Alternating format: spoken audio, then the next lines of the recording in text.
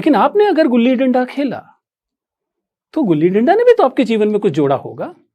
और यही दरअसल हम यूपीएससी बोर्ड में जानने की कोशिश करते हैं। ये एक के बेहतर और दूसरे के कम बेहतर होने का परीक्षण है ही नहीं। ये तो आपके व्यक्तित्व में जो ईमानदारी से आपने कहा है, उस ईमानदारी की जांच पर है जो यहां की जाती है। इसलिए जो पहली सलाह मैं अक्सर परीक्षार्थियों को देता हूं वो ये है कि किसी भी कीमत पर फेक व्यक्तित्व मत दिखाइए, नकली घोषणाएं मत कीजिए। दूसरा, अपने जीवन के, अपने व्यक्तित्व को ढकिए मत। Let the board peep into your personality. Board को अपने व्यक्तित्व में झांकने का मौका दीजिए, क्योंकि आपके व्यक्तित्व में ऐसा कुछ नहीं है जिसके लिए आपको शर्मिंदा होने की जरूरत है। चाहे आप 10वीं क्लास में फेल हो गए थे, चाहे आपके पिताजी किसी खोमचे वाला कार्य करते हैं, चाहे आपकी माताजी घरेलू महिला हैं और वह बाहर कामकाज नहीं करती, इनमें से कुछ भी शर्मिंदगी से भरा हुआ नहीं है। और इस सब ने आपके व्यक्तित्व में अपनी हिस्सेदारी की है, बढ़ाया है। पर्सनालिटी टेस्ट इन्हीं चीजों की जांच है। तो पहला सूत्र यह है कि अपनी पर्सनालिटी को नकली मत बनाइए, जो है उसे ईमानदारी से सामने रखिए। अब अगला सवाल यह है कि सामान्यतः उस तनाव की सेटिंग में, जब आप एक बड़े से कमरे में भेज दिए गए हैं और आपके सामने बैठा हुआ व्यक्ति ऐसा व्यक्ति है जिसकी उम्र 60-65 साल है, जिसने अपने पूरा करियर एक बड़े अधिकारी के तौर पर या एक पुलिस अधिकारी के तौर पर या एक सेना अधिकारी के तौर पर या एक एकेडमिक व्यक्ति के तौर पर बिता लिया है, उसकी ध्यान से देखती आंखों से आप परेशान न हो, तनाव में न आ जाएं, एक खुशमिजाज, एक अच्छे, तार्किक, संवेदनशील व्यक्ति की तरह अपने आप को दिखा पाएं, इसके लिए आपको क्या करना चाहिए? मेरी सलाह बहुत साधारण है। मैं आपसे इस समय बात कर रहा हूं। आपसे बात करते समय मैं भी चिल्ला सकता था, चीख सकता था। बहुत बार विद्यार्थियों को ये लगता है कि एक्सट्रोवर्ट होना, बहुत खुलकर बोलना, आपके व्यक्तित्व का बहुत शानदार गुण है। सच्चाई ये है कि ना तो एक्सट्रोवर्ट होना, ना ही इंट्रोवर्ट होना व्यक्तित्व का अच्छा या बुरा गुण है। ये दोनों महत्वपूर्ण गुण हैं। तो ये मजबूरी है, साक्षात्कारकर्ताओं की मजबूरी है कि उन्हें भाषा में बात करनी पड़ती है। अगर उनके पास ऐसा कोई तरीका हो जो बिना बात किए आपके व्यक्तित्व के बारे में पता लगा सकें, तो वो शायद आपसे बात ही ना करें। अगर कल को ऐसी कोई मशीन आ जाए जो आपको स्कैन करे और पता लग जाए कि आपका व्यक्तित्व क्या है, तो किसी इंटरव्यूअर की जरूरत ही नहीं। लेकिन चूंकि अब ये वैसी मशीन नहीं है, इसलिए हमारे पास एकमात्र तरीका बात करने का है। तो हम जो सिखाने की कोशिश करते हैं और जो आपको सीखना चाहिए एक कैंडिडेट के तौर पर, कि जब आप बोर्ड के सामने जाएं तो आप बोलने या गैर वाचिक संप्रेषण 2 तरह का होता है। एक वाचिक संप्रेषण, बोलने वाला, आप कैसे बोलते हैं, और दूसरा गैर वाचिक संप्रेषण, आपकी आंखें क्या बोलती हैं, आपके हाथ क्या बोलते हैं, पूरा जिसे आप बॉडी लैंग्वेज कह सकते हैं, उससे आप क्या संप्रेषित करते हैं। आपको इसका भी ध्यान रखना पड़ता है। लेकिन सवाल है कि एक इंटरव्यू बोर्ड के सामने आप अपने आप को ऐसे कैसे पेश करें जिससे यह लगे कि आपके व्यक्तित्व में जो गुण हैं वो अधिकारी बनने के रास्ते में बाधा नहीं। इसके लिए जरूर हम लोगों ने कुछ तकनीकी चेकलिस्ट बना रखी होती है। मसलन मैं 5 चीजें जरूर जांचता हूं। मैं बात करता हूं पोस्चर की, यानी कि आप कैसे बैठे हैं, सिटिंग पोस्चर। मैं बात करता हूं वर्बल कम्युनिकेशन की, वॉइस की, यानी कि आप कैसे बोल रहे हैं, आपकी आवाज बहुत ऊंची तो नहीं है या बहुत नीची तो नहीं। ध्यान रखिएगा, ये सारी चीजें संयोगवश नहीं होती। एंजाइटी आपकी आवाज को बढ़ा देती है। आप तेज बोल रहे हैं, ये आपके आत्मविश्वास का लक्षण नहीं है, ये आपके डरे होने का लक्षण है। और हम इस बात को बहुत आसानी से, कोई भी जो इतने सालों से, मैंने बताया कि बहुत वरिष्ठ अधिकारी हैं, बहुत अनुभवी व्यक्ति हैं, उधर बैठकर आपकी आवाज की शुरुआती 2 मिनट में जान चुके हैं कि आप कितने नर्वस हैं, और उसके लिए बहुत अधिक परिश्रम करने की आवश्यकता नहीं है। खैर, तो वॉइस लेवल यानी वर्बल कम्युनिकेशन, जिसमें कि गति और आवाज की का जो वॉल्यूम है, दोनों को देखा जाता है। इसके अलावा आई कांटेक्ट, सबसे खूबसूरत चीज मानव संप्रेषण में यदि कुछ है तो आपकी नजरें। अगर आप में आत्मविश्वास है, अगर आप ईमानदार हैं तो आप बात करने वाले व्यक्ति की आंखों में देखते हैं। अगर नहीं है तो आप काम चलाते हुए चेहरे पर देखते हैं। लेकिन अगर आप झूठ बोल रहे हैं, अगर आप चुरा रहे हैं कुछ, अगर आप फेक कर रहे हैं कुछ, तो अक्सर आप ऊपर देखते हैं। ये साधारण सा तरीका है।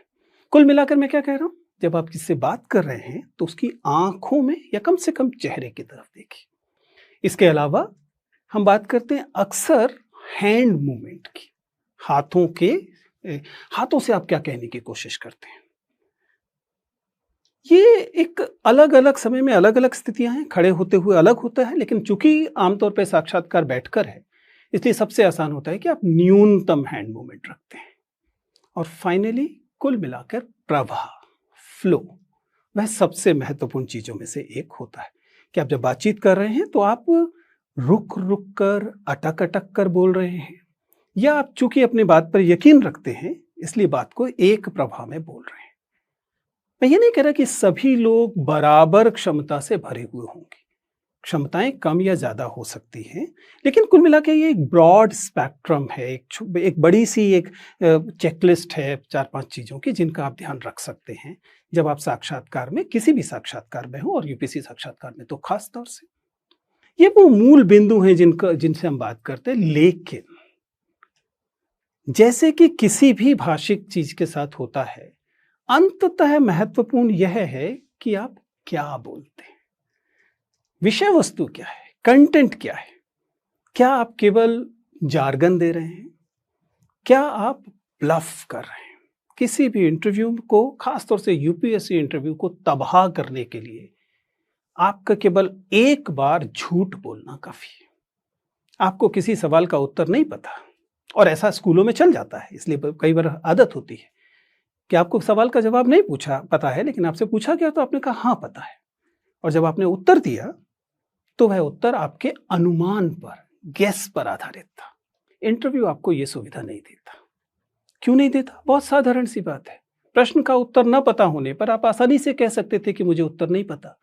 तब क्या आपके बारे में क्या राय बनती कि इसको एक सवाल का उत्तर नहीं पता था, जबकि बहुत सारे सवालों का उत्तर पता था, तभी तो यह साक्षात्कार दे रहा है, तभी तो उसने मेंस क्लियर किया है। लेकिन आपने एक उत्तर गलत दिया। गलत का मतलब केवल गलत का, राय में गलत कुछ नहीं होता, लेकिन फैक्चुअल, तथ्यात्मक चीजों में आपने दावा किया कि आपको पता है और आपको नहीं पता था, आपने अनुमान लगा दिया।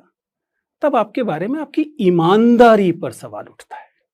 और यही महत्वपूर्ण है, क्योंकि ईमानदारी नॉन नेगोशिएबल है इस तरह की सेवाओं में। या आपके व्यक्तित्व में, इंटेग्रिटी को लेकर जब सवाल उठ गया तो फिर आप किसी लायक नहीं। आप कितने भी योग्य इंजीनियर, डॉक्टर क्यों ना हो, अगर आपके अंदर एक साधारण ईमानदारी का गुण नहीं है कि आपसे आपके वरिष्ठ अधिकारी ने पूछा कि क्या तुम ये काम करते हो, इसके बारे में जानते हो, और आपने डर के कह दिया कि मुझे पता है, तो क्या होगा? पूरा काम बिगड़ेगा। इसलिए एक महत्वपूर्ण गुण जो है वो ईमानदारी का गुण होता है। ये वे मूल चीजें हैं जिनका ध्यान हम लोग साक्षात्कार में रखते हैं।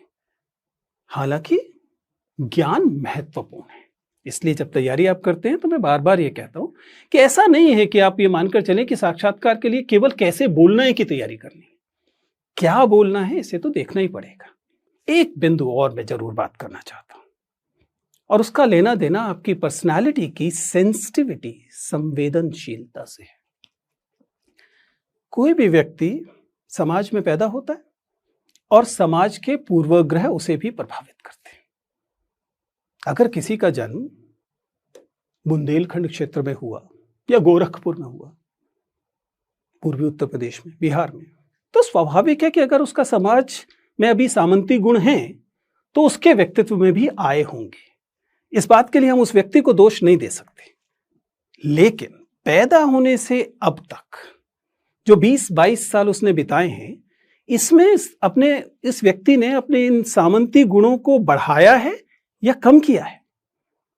वह ज्यादा संवेदनशील हुआ है या ज्यादा सामंती हुआ है? स्त्रियों को लेकर, दलितों को लेकर, अल्पसंख्यकों को लेकर, तमाम हाशिए के वर्गों को लेकर उसकी क्या सोच है? ये एक महत्वपूर्ण पक्ष है किसी भी अधिकारी या अधिकारी बनने की चाह रखने वाले व्यक्ति। इसलिए आप अक्सर पाएंगे कि हम जरूर कोई ना कोई सवाल स्त्रियों से जुड़ा हुआ, स्त्रियों की के प्रति संवेदनशीलता से जुड़ा हुआ अवश्य पूछते हैं। और सीधा न भी पूछें तो घुमा कर पूछते हैं। मसलन बहुत लोकप्रिय आजकल का सवाल है कि जब आप अच्छा आपको क्रिकेट खेलना पसंद है तो बताइए भारतीय क्रिकेट टीम का कप्तान कौन है? और जैसे ही कोई व्यक्ति विराट कोहली बोलता है या किसी पुरुष क्रिकेट टीम का कप्तान बोलता है, तुरंत समझ में आता है कि इस व्यक्ति की महिलाओं के प्रति जो समझ है वह अपेक्षाकृत कम संवेदनशील है, क्योंकि भारतीय क्रिकेट टीम तो दो होंगी ना, पुरुष क्रिकेट टीम भी होगी और महिला क्रिकेट टीम भी होगी। तो आपको या तो दोनों नाम बताने चाहिए, या फिर अगर आप पुरुष हैं तो आपको पहले महिलाओं की क्रिकेट टीम का नाम बताना चाहिए और उसके बाद आपको पुरुष क्रिकेट टीम का। लेकिन अगर आपके लिए भारतीय क्रिकेट टीम का मतलब केवल पुरुषों की क्रिकेट टीम है तो आपको थोड़ा सा सुधार करने की जरूरत है। ये कोई सजा नहीं है, ये आपकी आलोचना भी नहीं है, लेकिन ये केवल सुझाव है कि जब आप अपनी जिंदगी को जी रहे हैं तो अपने आसपास उन संवेदनशीलताओं को बढ़ाएं। ऐसा एक छोटा सा बिंदु है जो मैंने कहा था, पोस्चर, सिटिंग पोस्चर। आप में से कई सारे लोगों ने मैनस्प्लेनिंग और मैनस्प्रेडिंग शब्द सुना होगा। मैनस्प्रेडिंग का क्या मतलब होता है? मैनस्प्रेडिंग का मतलब होता है कि हम पुरुष जब किसी भी सार्वजनिक स्थल पर बैठते हैं तो बैठते समय अपनी टांगे चौड़ी कर कर बैठते हैं। क्यों? क्योंकि दरअसल हमें लगता है कि ये दुनिया तो हमारी ही है, पुरुष जो ठहरे। इसलिए हम जितना हमारा एंटाइटल्ड स्पेस है उससे कुछ ज्यादा घेरते हैं। इसके ठीक विपरीत महिलाओं को हमेशा सिकुड़ने की ट्रेनिंग मिलती है, इसलिए वे जितना उनका एंटाइटल्ड स्पेस है उससे थोड़ा कम लेती है। एक व्यक्तित्व परीक्षक के तौर पर मैं इस बात को जब भी देखता हूं तो उस कैंडिडेट को समझाता हूं, गलती आपकी नहीं है, क्योंकि जैसा मैंने कहा कि यह तो सामाजिक निर्मिति है। लेकिन अगर आप संवेदनशील हैं तो आपको सुनिश्चित करना चाहिए कि आप उतनी ही जगह लें जितनी पर आपका हक है। ऐसा नहीं है कि मेट्रो में बैठते समय अपनी टांगों को इतना चौड़ा कर दें कि साथ में बैठे हुए सहयात्री को सिकुड़ कर बैठना पड़े। ये रूपक में भी कही जा रही बात और भौतिक तौर पर भी की जा रही है। मेटाफोरिकली भी ये बात सच है कि हमें जितना मिलना चाहिए हम उससे ज्यादा घेरते हैं सिर्फ इसलिए कि हम पुरुष हैं। तो व्यक्तित्व का यह वाला हिस्सा भी हम कभी कभी जांचने की कोशिश करते हैं, बल्कि किसी ना किसी पक्ष को लेकर तो हमेशा करते हैं। अब बस आखिरी चरण, और वो यह है कि क्या आपको इंटरव्यू की तैयारी करते समय, आप स्टेट की सर्विस में आना चाहते हैं या आप यूनियन पब्लिक सर्विस कमीशन में आना चाहते हैं या फिर आप फॉरेस्ट सर्विस ऑफिसर बनना चाहते हैं, आपको इंटरव्यू की तैयारी कब शुरू करनी चाहिए? हालांकि इसका उत्तर मैं पहले दे चुका हूं। मैंने कहा कि आपको अपनी पर्सनैलिटी फेक नहीं करनी है, जिसका मतलब है कि आपको ये अपने व्यक्तित्व को अच्छा बनाने की यात्रा तो पहले दिन से, जब से आप पैदा हुए तब से शुरू करनी थी। लेकिन चलिए, देर हो गई। कम से कम जब आप प्रीलिम्स की तैयारी शुरू कर रहे हैं उसी समय पर्सनैलिटी टेस्ट की तैयारी भी साथ साथ कीजिए। इसका क्या मतलब है? जो आप पढ़ लिख रहे हैं वो तो आप पढ़ेंगे लिखेंगे, जानकारी हासिल करेंगे वो तो है ही, करंट अफेयर्स को देखेंगे, निश्चित तौर पर देखना पड़ेगा। लेकिन साथ साथ आप कैसे चलते हैं, आप कैसे बोलते हैं, और जैसा मैंने कहा अपने साथियों के प्रति आपकी क्या राय है, क्या आप एक टीम वाले व्यक्ति हैं कि नहीं, आप टीम की तरह काम कर सकने लायक व्यक्ति हैं कि नहीं, आप अपने नोट्स को छिपाकर पढ़ने वाले व्यक्ति हैं या नोट्स को शेयर करके पढ़ने वाले व्यक्ति। आपको हैरानी होगी लेकिन इस बात से फर्क पड़ता है। अगर आप नोट्स को शेयर करके पढ़ने वाले व्यक्ति हैं, ग्रुप स्टडी करने वाले व्यक्ति हैं, तो स्वाभाविक है कि आपको शेयर करना, साझा करना